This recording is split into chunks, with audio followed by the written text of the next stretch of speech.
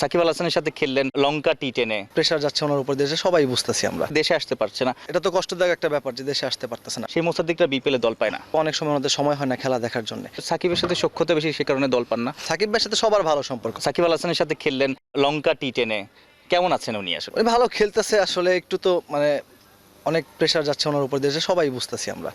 তো এখন একটা বোলিংয়ের একটা প্রবলেম সে ফেস করতেছে, সেটা হয়তো পরীক্ষা দিবে, পাশ করার চেষ্টা করবে এবং সেটা নিয়ে কাজ করতেছে যতটুকু দেখে আসছি। বোলিংয়ে সমস্যা হওয়ার পর ব্যাটিংটা দুর্দান্ত করছে। উনি তো অলরাউন্ডার, এটা তো আগেও বলেছি যে উনি অলরাউন্ডার। উনি যখনই তো বাংলাদেশ টিমের জন্য এত বছর সার্ভিস দিয়েছে, হয়তো বা যেদিন ব্যাটিংয়ে ভালো করতে পারেনি বোলিংয়ে করেছে, বোলিংয়ে করতে না পারলে ব্যাটিংয়ে করেছে। সো তার কাছে দুইটা অপশনই আছে এবং সে দুইটাতেই সমান সমান। সো বোলিংয়ে হয়নি, এখন বোলিং করতে পারতেছে না, ব্যাটিংয়ে ভালো করতেছে। একটা মানুষ অনেকদিন ধরে দেশে আসতে পারছে না, মোসাদ্দেকের সাথে কথা বলার সময় নিশ্চয়ই দেশ কেমন আছে, সবাই কেমন আছে জিজ্ঞেস করে না?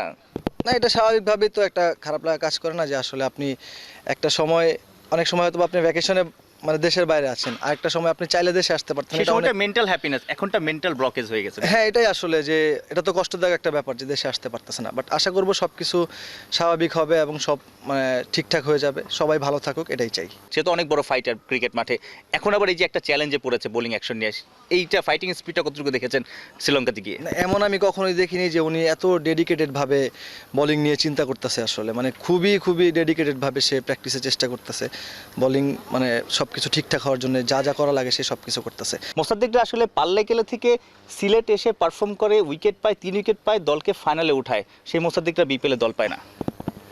পায় না আসলে, এটা তো আমার হাতে নাই কিছু। আসলে যখন বিপিএল এর অকশন হবে, তখন একটা ফ্র্যাঞ্চাইজি ওনার যদি সে তার আগ্রহ না থাকে তাহলে হবে না, এটা খুবই স্বাভাবিক একটা ব্যাপার।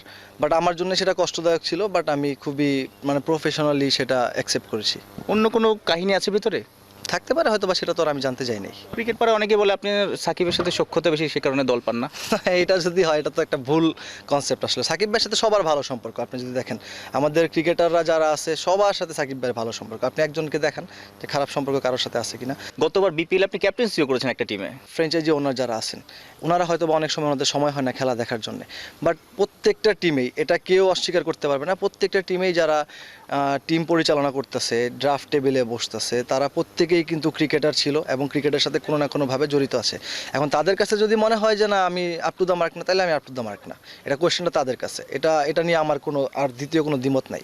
এই যে 4-5 মাস আগে আবাহনীকে চ্যাম্পিয়ন করলেন, বেশ কয়েকটা দুর্দান্ত ইনিংস খেলেছেন, দেড়শো স্ট্রাইক রেটও ব্যাটিং করেছেন ঢাকা প্রিমিয়ার লিগে। এগুলো কি আসলে দেখে না কেউ? স্কোর কার্ড দেখে না, খেলা না দেখুক? এখন তো তাই মনে হচ্ছে, দেখে না হয়তো। কারা বসে বিপিএল ড্রাফটের টেবিলে? না, আমি তো একদম ক্লিয়ারলি বললাম, সেটা আমি আবারও ক্লিয়ারলি বলতে পারবো। যারা টেবিলে যারা বসতেছেন তারা ক্রিকেটার ছিল, এক্স ক্রিকেটার। আমাদের যারা এখন তো এই অপশনটাও আছে, আমাদের ক্যাপ্টেনরাও বসতেছে। এখন তারা যদি মনে করে যে না আপ টু দ্য মার্ক না, আমি তো বললাম যে আপ টু দ্য মার্ক না, তাহলে অসুবিধা নেই। তো সেটা আমার সামনে যেটা আছে আমি সেটা নিয়ে ফোকাস করার চেষ্টা করব। মোসাদ্দেক লঙ্কা টি10-এ গিয়ে চ্যাম্পিয়ন হয়ে ফিরলো, ঢাকা মেট্রোকে ফাইনালে তুললো, আরেকটা শিরোপার খুব কাছে। না, এটা তো অবশ্যই দারুণ একটা সুযোগ। আমার কাছে মনে হচ্ছে যে আমাদের টিম মাশাআল্লাহ খুবই ভালো করতেছে। ফাইনালে একটা সুযোগ আছে আমাদের জন্য এবং সব ঠিকঠাক থাকলে ইনশাআল্লাহ ফাইনালে খুব কাছাকাছি আমরা আছি। Thank you.